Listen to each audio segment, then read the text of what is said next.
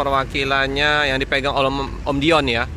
Om Dion ini dulu di Sumberjaya Trans, sekarang udah buka di sini.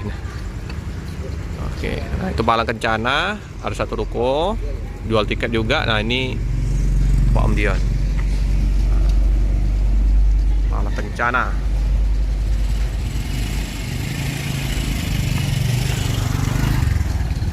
Lagi dimandiin.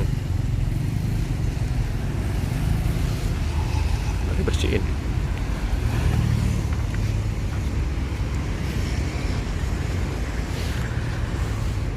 Kalau mau ngubungin Om Dion, nanti kita cantumin di deskripsi, nanti kita cantumin nomor telepon Om Dion ya.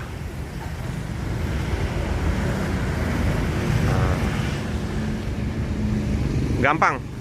Namanya dari Simpang Kades. Nah, nanti patokannya ke Palang Kencana.